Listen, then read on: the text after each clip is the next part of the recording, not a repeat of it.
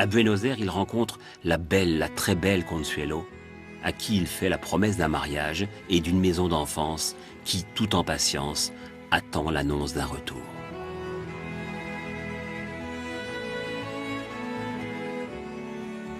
Le retour est toujours un peu justement mis en valeur dans sa fierté d'homme qui est allé traverser les déserts et qui revient comme ça. Lui, évidemment, est très heureux parce que la maison, c'est le lieu du retour et c'est le lieu, en tout cas, quand on a une sorte de jeunesse, il aime ce mot hein, de jeunesse, mais dans le sens fort d'une jeunesse où la vie appelle à voir plus loin.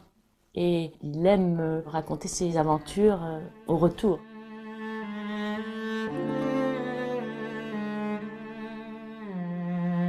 Quand je rentrais de mes premiers voyages, mademoiselle, je te visitais dans ta lingerie.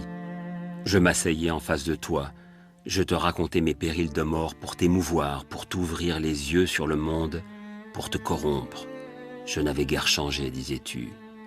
Mais non, mademoiselle, ce n'était plus du fond du parc que je rentrais, mais du bout du monde, et je ramenais avec moi l'odeur âcre des solitudes, le tourbillon des vents de sable, les lunes éclatantes des tropiques. Sais-tu seulement qu'il est des territoires où les hommes, s'ils vous rencontrent, épaulent aussitôt leurs carabines? Sais-tu même qu'il est des déserts où l'on dort dans la nuit glacée, sans toit, sans lit, sans drap?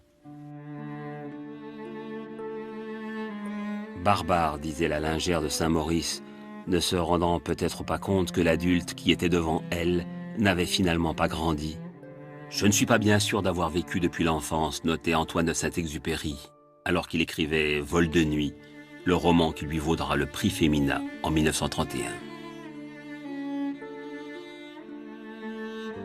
J'écris peu, je n'ai pas le temps, mais le livre que je forme si lentement serait un beau livre. Je vous embrasse, maman.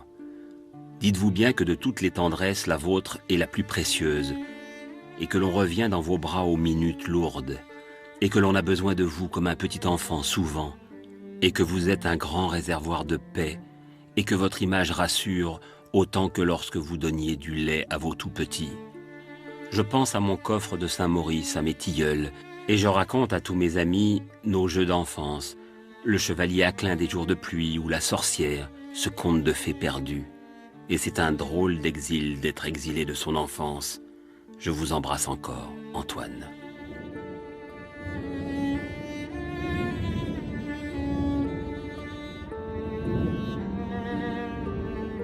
À toutes les distances que lui ont imposées les voyages, s'en est rajoutée une autre, celle-ci infranchissable, entre Antoine de Saint-Exupéry et sa maison d'enfance.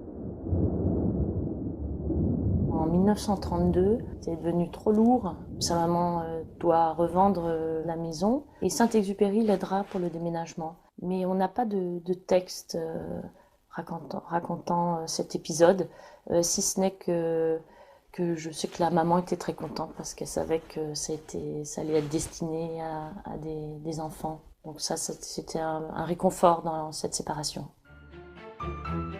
Dans les chambres des étages, dans les allées du parc, à l'ombre des tilleuls et des sapins noirs où les 5 enfants Saint-Exupéry avaient dessiné les contours de leur royaume imaginaire, ce sont désormais des enfants à la santé fragile que la maison, devenue colonie préventorium, accueille pour des soins. L'appel du lointain est la force du défi. Le 29 décembre 1935, Antoine de Saint-Exupéry s'envole avec la conviction de pouvoir relier Paris à Saïgon en moins de 5 jours. Mais soudain, l'avion